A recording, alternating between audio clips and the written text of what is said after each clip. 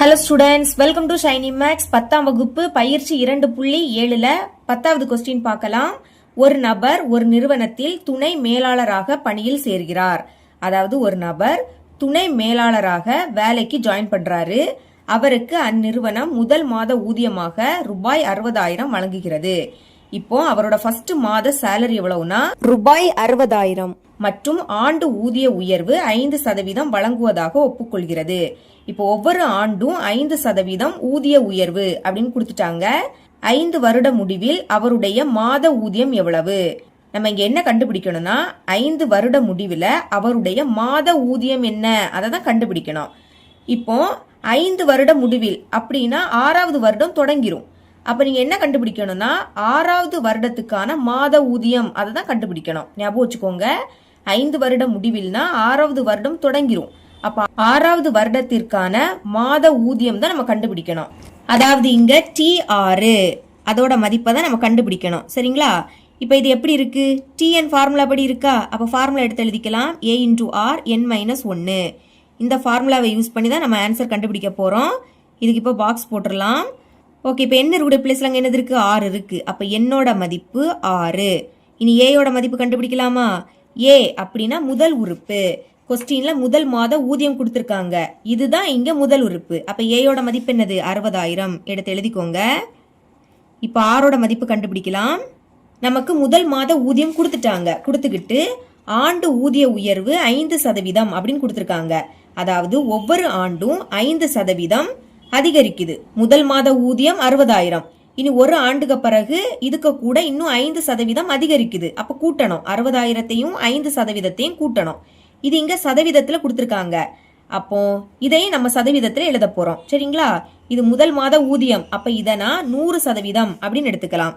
100%. 5% அதிகரிக்குது. அப்போ +5%.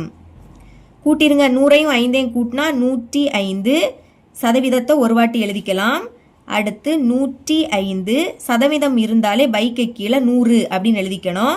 இப்ப பாருங்க, கீழே 2 0 இருக்கு. அப்போ புள்ளிய 2 நம்பர் தள்ளி வைக்கணும். புள்ளியே இல்லாட்ட புள்ளி லாஸ்ட் இருக்குன்னு அர்த்தம்.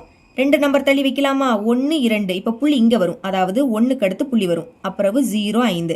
புள்ளிய 2 நம்பர் தள்ளி வச்சாச்சு. இதுதான் ஆரோட மதிப்பு. இப்ப எல்லா மதிப்பும் தெரியும். ஃபார்முலாயில பிரதியிட்டாலே போதும்.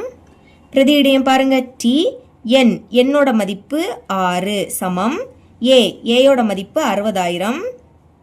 அடுத்து இடையில எதுவும் இல்லாட்டா பெருக்கல் இருக்குன்னு அர்த்தம். பிராக்கெட்டும் ஓபன் பண்ணிக்கலாம். இனி ஆரோட மதிப்பு என்னது? 1.05. இனி இதோட அடுக்குல n இருக்கு. என்னோட மதிப்பு 6. அப்ப எண்ணுக்கு பதில் 6 எழுதியாச்சு. அப்புறம் வந்தா -1.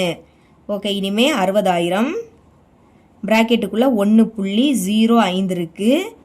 6ல இருந்து 1 கழிச்சா 5 அப்படின்னு கிடைக்கும். மறுபடியும் 60,000 அப்படியே வரும். ஓகே, இப்ப பிராக்கெட்டுக்கு பதில் பெருக்கலும் நீங்க போட்டுக்கலாம்.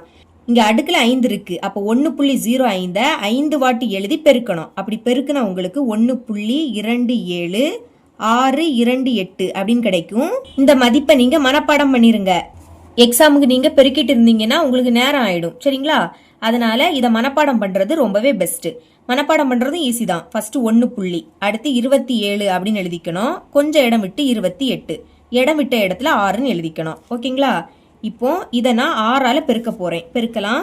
எடுத்து எழுதிக்கிறேன். 1.27628 6ஆல பெருக்க போறோம். சரிங்களா? பெருக்கலாம்.